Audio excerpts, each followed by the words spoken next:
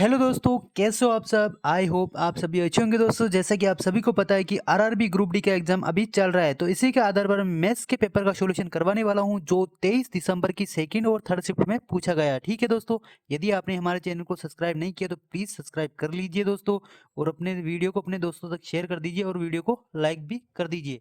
चलिए शुरू करते हैं। पहला ही क्वेश्चन, यदि आपने हमारे पिछले वाले वीडियो को नहीं देखा तो जाकर देख लीजिए दोस्तों, जिसमें मैंने सारे शिफ्टों का एनालाइज भी करवा दिया है। ठीक है दोस्तों, क्वेश्चन बहुत ही ज़्यादा रिपीट हो रहे हैं दोस्तों, डाटा चेंज होकर। ठीक है, तो आपको वीडियो को पूरा देखना है दोस्तों, और पॉज कर कर इन क्वेश्चनों को सोल्व करना है। ठीक है, तभी आपको समझ में आएगा। वीडियो को पूरा देखना है ना, आप पूरा देखोगे तभी आप समझ पाओगे। ठीक है, तो चलिए शुरू करते हैं। पहला ही क्वेश्चन है दोस्तों, एक मूलधन पर पहले वर्ष का चक्रवृद्धि ब्याज, पहले वर्ष का चक्रवृद्धि ब्याज 200 रुपये है। ठीक है, और दूसरे वर्ष का जो चक्रवृद्धि ब्याज कितना है दोस्तों, वो 240 रुपये। तो इसकी ब्याज दर याद करनी है दोस्तों। कैसे करेंगे दोस्तों इसको, तो जो पहले वर्ष का ब्याज होता है, चक्रवृद्धि ब्याज है ना दोस्तों, वो मूलधन होता है। ठीक है, तो यहाँ पे लिखेंगे दोस्तों 200, और यहाँ पे कितना हो जाएगा दोस्तों, तो 240। ठीक है दोस्तों, तो ब्याज देखो दोस्तों, एक तो इस पे मिल रहा है, एक इस पे, तो यहाँ पे कितना मिल रहा है दोस्तों, इसी पे तो मिला होगा दूसरे वर्ष पे।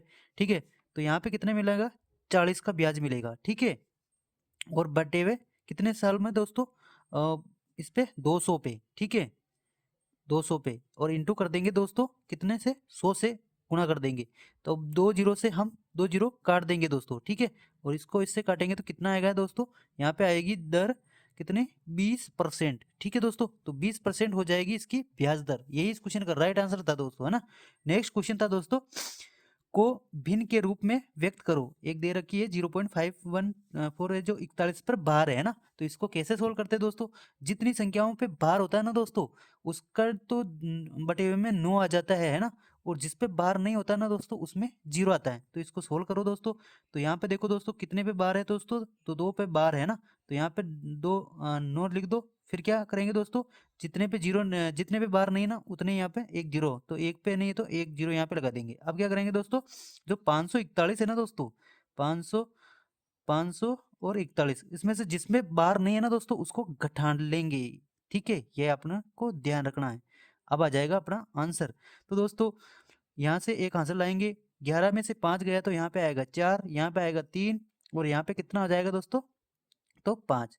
तो इस क्वेश्चन का यही आंसर था दोस्तों, यही इस क्वेश्चन का राइट आंसर था। ठीक है, जो ऑप्शन में दिया हुआ था। ठीक है, इसको ऐसे ही सोल्व करना है दोस्तों। ठीक है, नेक्स्ट क्वेश्चन है दोस्तों, ए किसी काम को 12 दिनों में कर सकता है, बी उसी काम को 15 दिनों में कर सकता है, और सी जो है ना 20 दिन में कर सकता है। तो तीनों मिलकर 3 दिन काम करते हो और शेष काम को, तो इसको कैसे सोल्व करेंगे दोस्तों, तो सबसे पहले क्या करेंगे, यहाँ पे इनका काम निकालना है। तो ए कितने दिन में करता है दोस्तों, तो 12 दिन में करता है।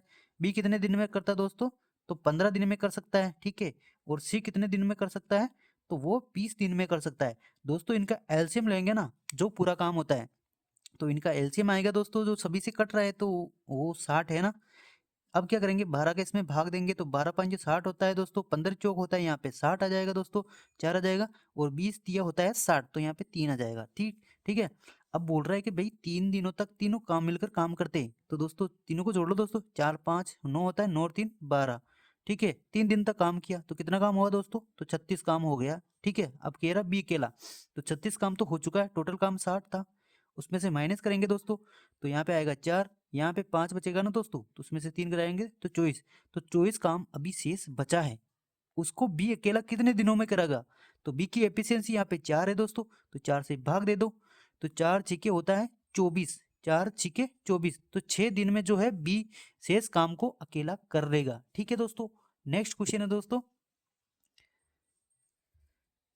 एलसीएम पूछा गया था, तो ये भिन्न दी हुई थी और इसका एलसीएम याद करो। तो दोस्तों, इसका आंसर कैसे निकालेंगे दोस्तों, तो सबसे पहले क्या करेंगे दोस्तों, जो एलसीएम पूछते हैं ना दोस्तों, तो जो ऊपर होता है ना दोस्तों, तो उसका हम एलसीएम ले लेंगे, और नीचे वाला होता है ना दोस्तों, तो उसका हम एचसीएफ लेते हैं।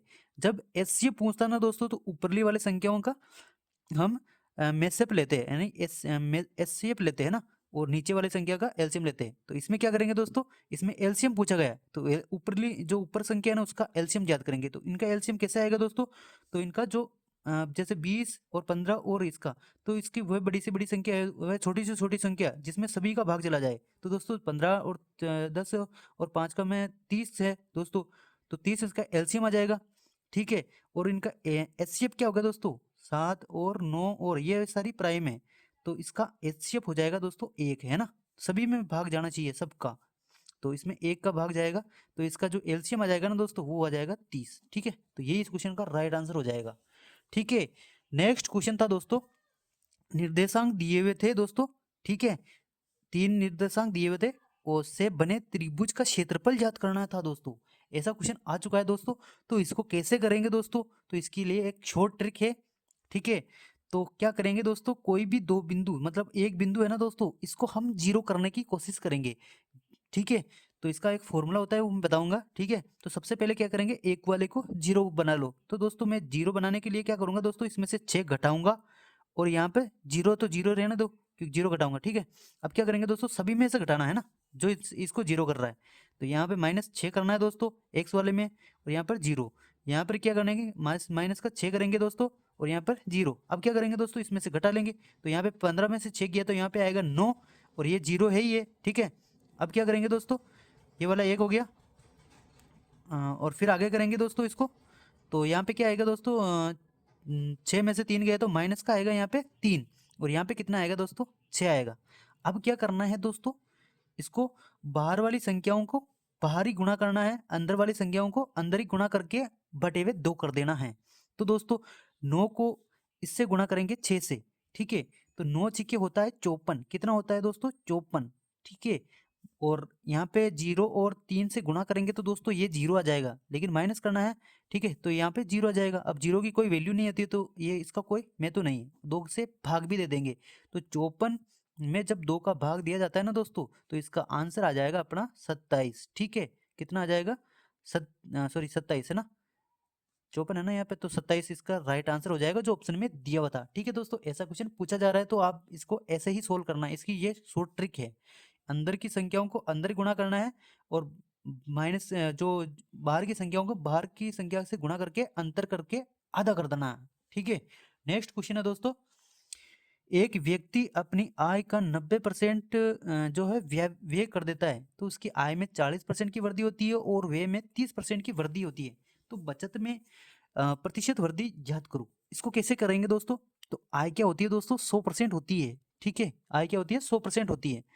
तो उसने 90% तो व्यय कर दिया। ठीक है, 90% उसने खर्च कर दिया, बचा कितना उसके पास, 10 बचा है। अब दोस्तों इसको सिंपल रेशियो में कर लो, जैसे जीरो से मैं जीरो काट दूंगा, यहाँ पे भी जीरो में जीरो काट दूंगा। ठीक है, तो ये रेशियो में आ गया। अब क्या करेंगे दोस्तों, आय में 140% की वृद्धि की जाती है, तो यहाँ पे दोस्तों 40% की वृद्धि कर दो सिंपल। ठीक है, और यहाँ पे क्या कर रहा है दोस्तों, व्यय में 30% की वृद्धि कर रहा है, तो 30% की इसमें वृद्धि कर दो, और इसमें क्या कितनी वृद्धि हो, तो x मान लो इसको। ठीक है, अब इसको सोल्व कर दो दोस्तों, इसको इससे गुणा करेंगे तो यहाँ पे आएगा 400। ठीक है, और दोस्तों इसको इससे गुणा करेंगे तो 9 तिया होता है 27, 270%। अब दोस्तों यहाँ पे x आ जाएगा। ठीक है, अब यही अपने को ध्यान करना है, तो इसमें से ये वाला घटा देंगे तो बचत आ जाएगी, है ना, ये आय है और ये वह है, तो बचत निकालने के लिए इसमें से घटाएंगे। 270 यदि माइनस करूंगा तो मेरा आंसर आएगा दोस्तों, जो x की वैल्यू है वो 0 यहाँ पे आ जाएगा दोस्तों, और 10 में से 7 गए तो यहाँ पे 3 आएगा दोस्तों, और यहाँ पर 1, तो 130% क्या होगी उसमें वृद्धि हो जाएगी। ठीक है, यही क्वेश्चन पूछा गया दोस्तों, मोस्ट इंपोर्टेंट क्वेश्चन है दोस्तों। नेक्स्ट क्वेश्चन है दोस्तों, एक आदमी ने 24 रुपए में शेष जो 6 सेम खरीदे। ठीक है, और उन्हें 20 रुपए में 4 सेम की दर से भेज भी दिया। ठीक है, तो उसका लाभ प्रतिशत ज्ञात करो। इसको कैसे सोल्व करेंगे दोस्तों, तो देखो रुपए एक तरफ लिख लो, क्या करेंगे, रुपए एक तरफ लिख लेंगे, तो इसमें क्या करेंगे, रुपए एक तरफ लिखेंगे, यहाँ पे 24 लिखेंगे दोस्तों, और जो मूल्य जो वस्तु है ना उसको एक तरफ लिख लेंगे, तो यहाँ पे लिख दो वस्तुओं को 6। फिर क्या करेंगे दोस्तों, रुपए एक साइड, फिर वस्तुएं जो एक साइड। तो अब दोस्तों इसको क्रॉस मल्टीप्लाई करेंगे, इसको इससे और इसको इससे, तो 24 चौक होता है 96, 4 चौक 16 होता है दोस्तों, हासिल करें 4 दूनी 8, 24 चौक होता है 96, और 20 दूना ये तो है दोस्तों 6 दूनी 12, यानी 120। अब अपने को लाभ प्रतिशत याद करना है ना दोस्तों, तो काट दो इसको, 24 चौक 96 होता है दोस्तों, और 24 पंजे 120, तो इसमें लाभ प्रतिशत क्या हो जाएगा दोस्तों, 1 का लाभ हो रहा है 4 के रेस्पेक्ट में गुणा 100, तो इससे काटेंगे तो दोस्तों इसका आंसर आ जाएगा 25%। तो 25% इसमें लाभ होगा। ठीक है दोस्तों, इसको ऐसे ही सोल्व करोगे, इजी मेथड है ये ना।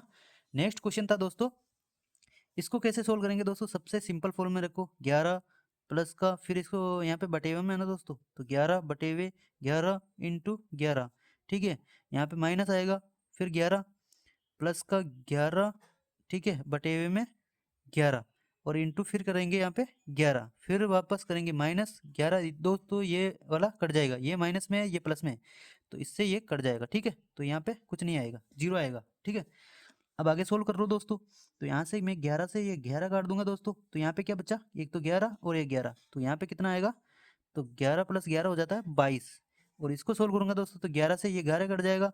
ठीक है, अब बचा यहाँ पे 11 प्लस में है और यहाँ पर माइनस में है। ठीक है, तो ये 0 हो जाएगा।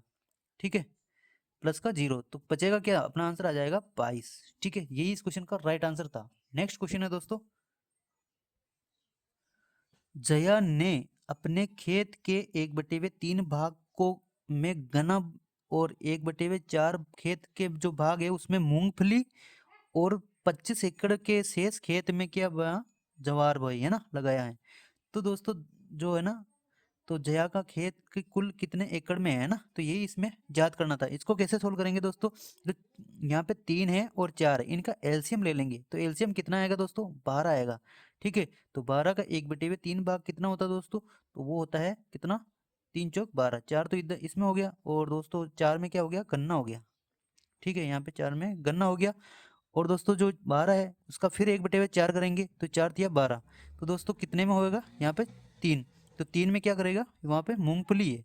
ठीक है, अब शेष, तो 3 तो ये हो गया, 4 ये हो गया, टोटल कितना था 12, तो 4 3 7, 7 में से 12 में से 7 माइनस करूंगा तो क्या बचेगा, 5 बचेगा। ठीक है, तो 5 की वैल्यू दे रखी थी हमें 25 एकड़। ठीक है, तो 25 से मैं काटूंगा, 25 पंजे 100, 5 पंजे 5 पंजे 25 होता है दोस्तों। ठीक है, हमें दयानंद के जो कुल खेत के जो कितने एकड़ में है ये पूछा गया है, तो एक रेशियो की वैल्यू आ चुकी 5, तो 5 और हमने एलसीएम लिया था 12, तो 5 को 12 से गुणा कर दो, तो 12 पंजू 60, तो यही इस क्वेश्चन का राइट आंसर हो जाएगा। ठीक है दोस्तों, नेक्स्ट क्वेश्चन है दोस्तों, प्लीज सब्सक्राइब नहीं किया तो प्लीज सब्सक्राइब कर लीजिए दोस्तों, बहुत ज़्यादा मेहनत कर रहा हूँ मैं आपके लिए, इतनी मेहनत तो मैं कर रहा हूँ तो थोड़ी सी मेहनत आप कर सकते हो यार, है ना, सब्सक्राइब कर लो और वीडियो को लाइक कर दीजिए।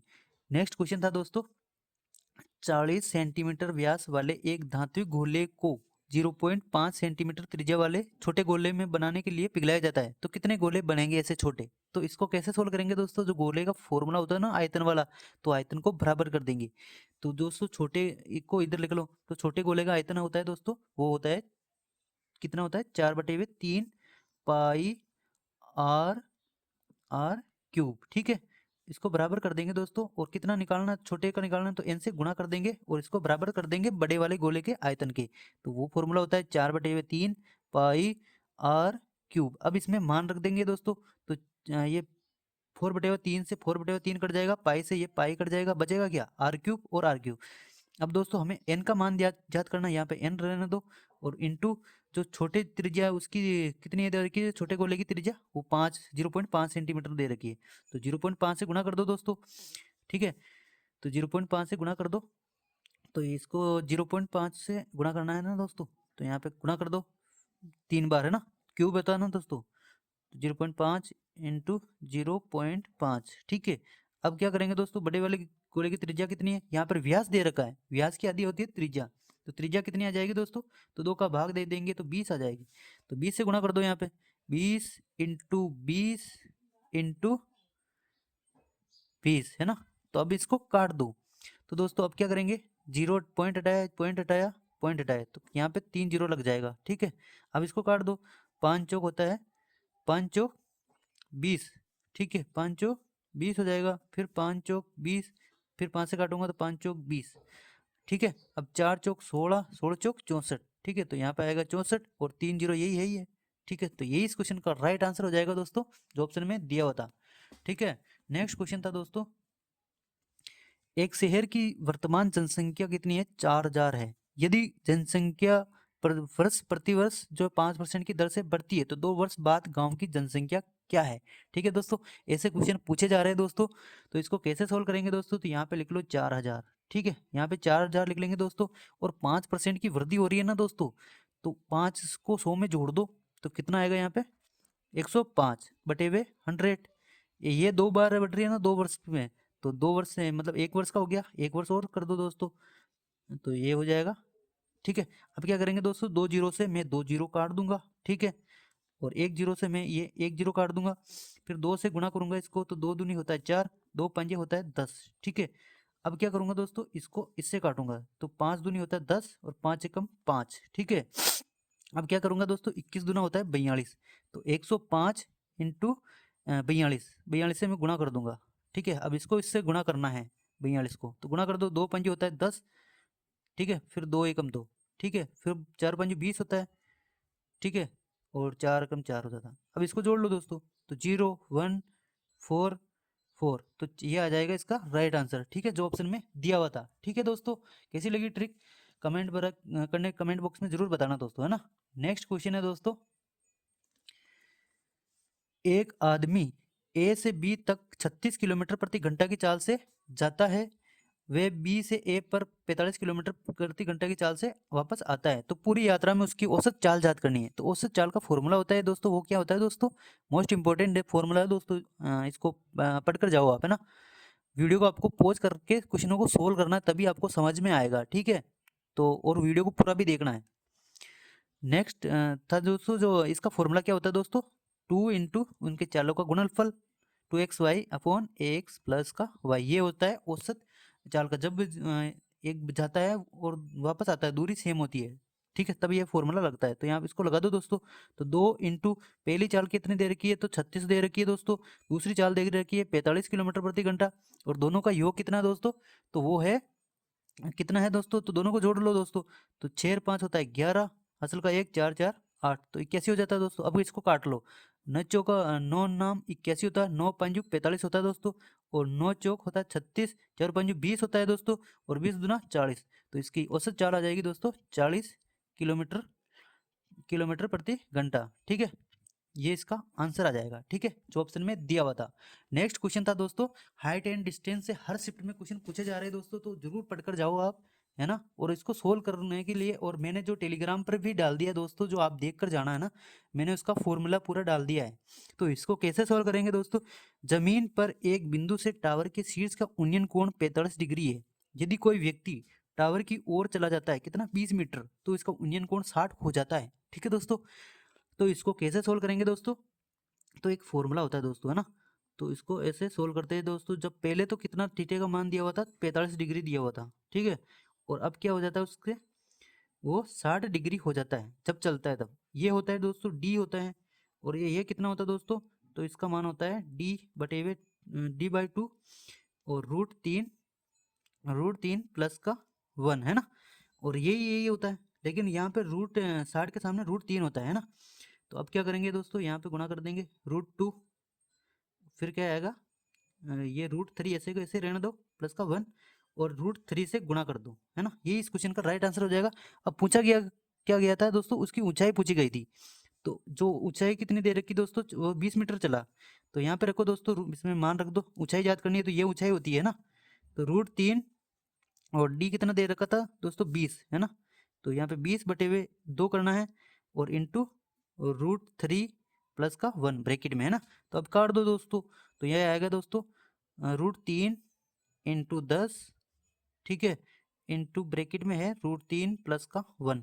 ठीक है दोस्तों, यही ऑप्शन में दिया हुआ था दोस्तों, जो इस क्वेश्चन का राइट आंसर हो जाएगा। नेक्स्ट क्वेश्चन था दोस्तों, एक तो दे रखा था 6, फिर 0.1 दे रखा था, फिर 0.0066 दे रखा था, इनको जोड़ना था दोस्तों, है ना। तो इनको कैसे जोड़ेंगे दोस्तों, सबसे पहले आप लिख लो यहाँ पर 6 लिख लो। ठीक है दोस्तों, यहाँ पर पॉइंट है दोस्तों, तो पॉइंट लगाओ, यहाँ पे 1 लिख दो। फिर क्या करेंगे दोस्तों, तो यहाँ पे पॉइंट लगाएंगे दोस्तों, कितने जीरो है 2, ये 3 है ना, तो यहाँ पे लिख दो।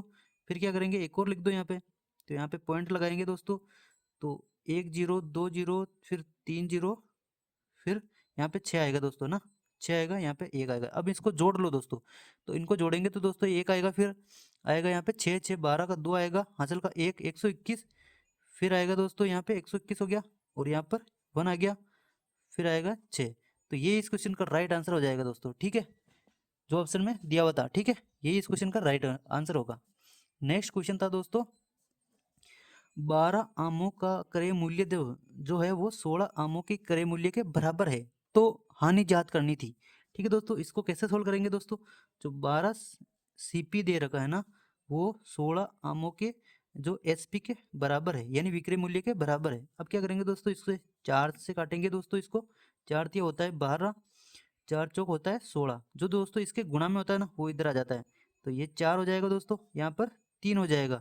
अब दोस्तों 4 में खरीद के लेकर वो 3 रुपए में बेच रहा, तो उसको हानि होगी ना, तो यहाँ पे कितने की, 1 की हानि हो रही है 4 के रेस्पेक्ट में, गुणा 100। अब इसको मैं 4 से काट दूंगा दोस्तों, तो कितने बार कटेगा, ये 25% की उसकी हानि होगी। ठीक है, जो इस क्वेश्चन का राइट आंसर हो जाएगा। ठीक है, नेक्स्ट क्वेश्चन था दोस्तों, संख्या दी हुई थी हमें, कितनी दे रखी थी, तो वो 3 दे रखी थी, 1 और 5, 3, 7 है ना, तो ये दे रखी है, तो का माध्यक ज्ञात करो। तो माध्यक कैसे निकालते हैं दोस्तों, तो सबसे पहले हमें क्या करना है, इनको अवरोही क्रम में लिखना है। किसमें, माध्यक और बहुलक से दोस्तों हर शिफ्ट में क्वेश्चन पूछा जा रहा है। ठीक है दोस्तों, तो इसको कैसे सोल्व करेंगे दोस्तों, सबसे पहले इसको बढ़ते हुए क्रम में लिखना है। ठीक है, तो यहाँ पे लिख दूंगा तो मैं 1, ठीक है, फिर यहाँ पे क्या लिखूंगा दोस्तों,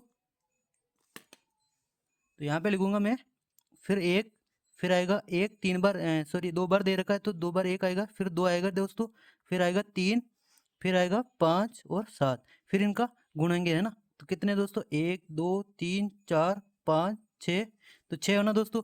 तो माध्यिका क्या होती है दोस्तों, तो वो बीच की संख्या होती है। ठीक है, तो बीच की संख्या इसमें क्या हो जाएगी दोस्तों, तो ये कितनी है टोटल, 6 है ना, तो मैं इधर से क्या 2 तो इसको हटा दूंगा, फिर 2 यहाँ से हटा दूंगा, फिर दोनों को जोड़ लूंगा दोस्तों, है ना, बीच में 2 संख्या है, तो 3 2 कितना होता है 5, तो 5 में 2 का भाग दे दूंगा दोस्तों, तो इसका राइट आंसर आ जाएगा कितना, 2.5, यही इस क्वेश्चन का राइट आंसर हो जाएगा। ठीक है, नेक्स्ट क्वेश्चन था दोस्तों, एक आदमी 8 किलोमीटर की चाल से एक निश्चित दूरी तय करने में 30 मिनट का समय लेता है, यदि वे 16 किलोमीटर प्रति घंटा की चाल से चलता है, तो समान दूरी को कितने समय में तय करेगा। ठीक है, तो इसको कैसे सोल्व करेंगे दोस्तों, जो चाल और दूरी का फॉर्मूला होता है ना दोस्तों, वो होता है स्पीड बराबर डिस्टेंस बटे हुए समय। ठीक है, जब दूरी कांस्टेंट होती है ना दोस्तों, तो समय और उसका गुणनफल हो जाता है। ठीक है, ठीक है, इसको बराबर कर देंगे, तो इसकी चाल कितनी दे रखी दोस्तों 8, समय कितना दे रखा दोस्तों 30 मिनट,